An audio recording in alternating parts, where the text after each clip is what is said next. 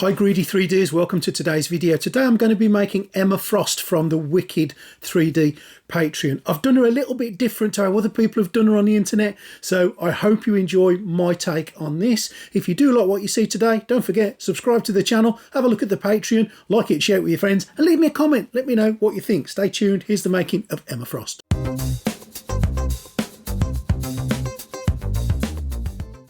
Now, to make my version of Emma Frost, I want to use this Jam J High Clear resin. It is without doubt the best clear resin that I have ever used, and if you want to check out my separate video, I'll talk you through the whole process of how you can get absolutely incredible results with this resin. Now, I've seen a few other people paint and do some skin tones, and they've done a fantastic job on it. I just want to do mine a little bit different. Now look at the quality that Jam J resin is giving you. So when I do get around to doing her diamond form, this is going to make it so much easier. It's amazing stuff. No yellowing, no blemishes. It has come out beautifully. I'll talk you through the post process of how I got to these results in the other video, but here you can see also the chair that I've printed using some Jam J. Now this is a really big model, and wow, there it is, all ready to go. I've done some sanding, I've done some filling, I've done some tidying up on it, and I'm getting ready for the painting stages. It is not for the faint-hearted, this model, but my gosh, it does look absolutely incredible. First thing I've done is I've just masked off the areas on her leg that I want to keep clear, but I'm using some of this white scarf from Citadel to use it as a primer to prime the costume of Emma. And there's quite a few bits of this which will be white, and this is a fantastic white. If you're going to do things like stormtroopers, this is amazing. So just get it on there. It covers the resin beautifully. So I'm not too fussed about this bit. I don't need this bit transparent, this just needs to be white, but you can see that I've used masking tape, and I'm praying here to the resin gods to precariously hold these so they don't fall to the floor and smosh. Now, a little bit of masking, well, an awful lot of masking and masking tape and masking liquid later, and I've protected all the areas that I need to stay skin coloured. So what I'm going to do now is use that primer again to give the rest of this a coat in its white. Get it on there. Oh god, this was precarious giving this a spray. It's very difficult. There was nothing to really hold it with, but of course everything went smooth. There was no problems, no issues, no blemishes. Now this stuff is fantastic for priming.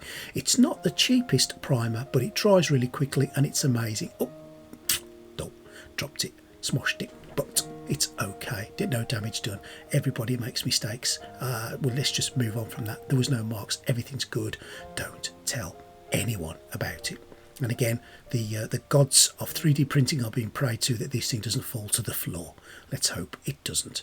Once it's all dried, which didn't take too long with this primer, I'm going to take all the masking tape off, and I'm going to take the liquid mask off, which reveals that beautiful Jam J High Clear resin underneath.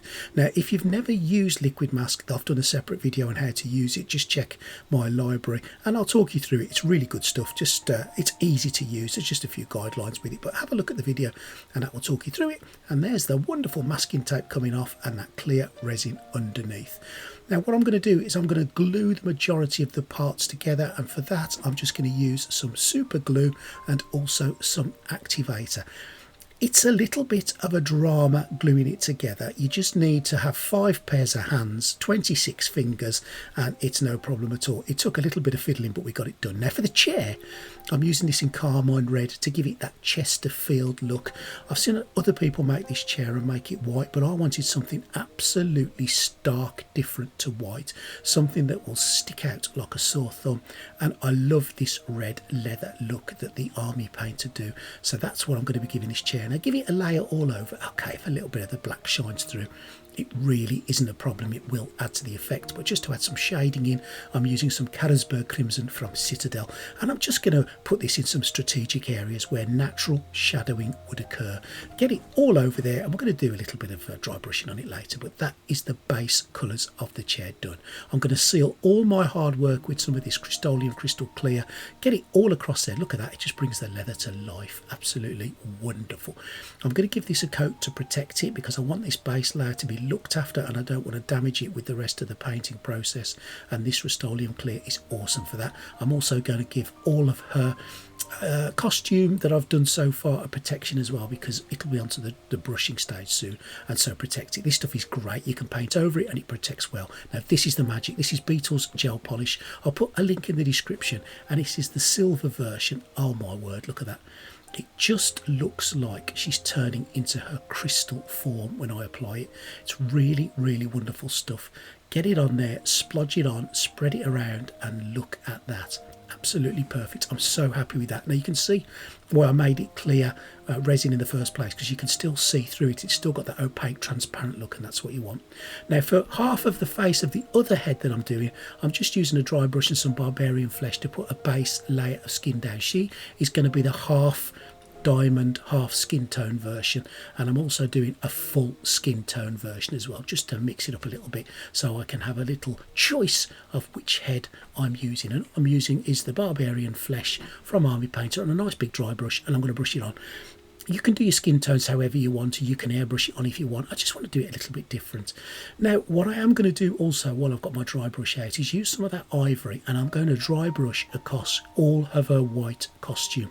I think it looks a little bit plain with just the white, so I want to bring it to life a little bit with a few highs and a few lows, and just dry brush everything across, and that will just add another layer of interest to the eye, to the model itself.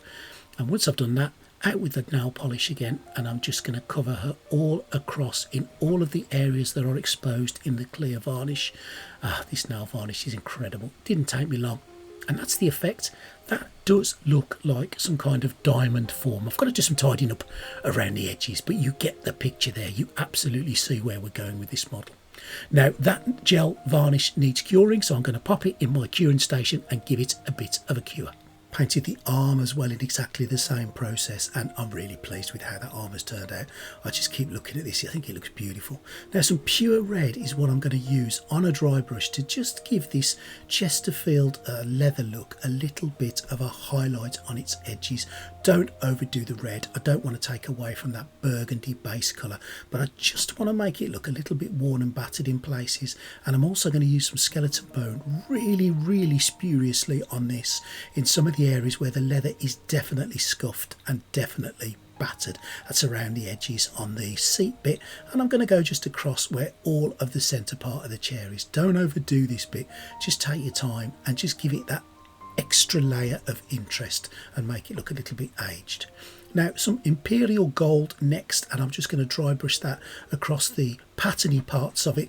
You know, you've got free rein what you do with your chair, and I just want to make this look gold. I want to make it stick out a bit because this model is fairly plain. There's lots of white and clear in this, so I want some bits to stick out. And once I've gone over it with gold, I'm just going to put some dark tone in there to lower it, the colour down a little bit, and just again give it some shadow effects and make it look a little bit more interesting. This is one of the Army Painter washes going in there. Give it a blast all over, add some more of that wash to the chair just to darken it up a little bit, and that's the chair pretty much done and dusted and finished, and I'm really chuffed with it.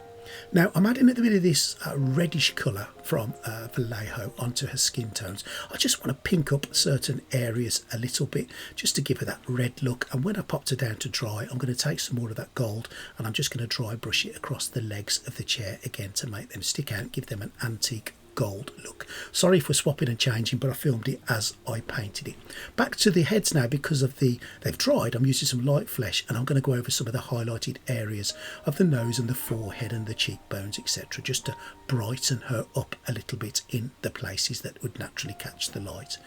Now I'm not going to talk you through the whole painting face process because you've seen me do this loads of times. I used exactly the same process as I always use when I paint up faces. I've also used a little bit of real makeup to just give her some eyeshadow, to give her some blusher, and to tidy her up a little bit. For the hair, to make the blonde hair, I'm using some ivory as a base coat, and I'm just going to paint that all the way across. Now don't forget, she's going to be half flesh tone, half diamond on this particular model, so that's all I'm going to do is half of the head. Now to get blonde hair, you need to start off with a base layer of a nice colour like the ivory, and then I'm going to take this Palibone speed paint and I'm going to paint that across the hair to give it some shade and give it some depth. And then once I've done that, I'm going to get it all across there, rub it all in, and what I'm going to do once I've done that is get the ivory again on a kind of dry brush technique and just go over the top again with that. I'm just going to highlight the hair again, and those are the steps that I take to get blonde, and it's only a couple of colours, but it really does look beautiful. It looks lovely, and I'm chuffed with that. And here's that final step of doing the hair using the initial base colour of the ivory, just on a brush that I've got the majority of the paint off, and I'm almost dry brushing it back across there just to bring that hair back to life. Now you've got some depth in it, you've got some colour, you've got some shade, but overall you've got that wonderful blonde look that we're after. Now I'm going to pop all the other bits together, all the diamondy bits. This took a little bit of time to do, and I'm using some super glue and some activator to do it. Make sure you take your time and get all the diamonds in the right place. It took a little bit of trial and error, but we did it, and wow, it's come together beautifully. I hope you like this. I really, really do. It's a little bit different to what you've probably seen before, but have a look, see what you think.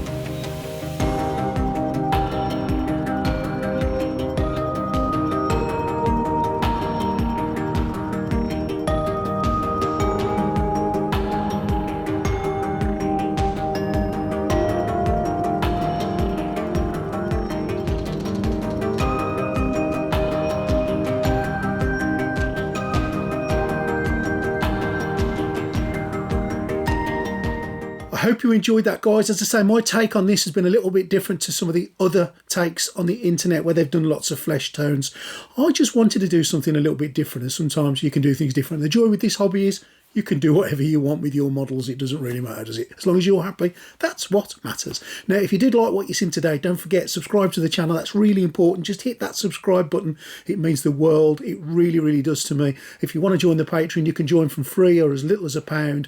And all that support comes back to me and helps me continue doing things like this for you guys. If you want to buy anything, if you want to buy some of the paints you've seen used today, get them from the description, and a little bit will kick back to the channel from an Amazon affiliate link. See you next time, real soon on Greedy 3D. Thanks for watching. See you next time.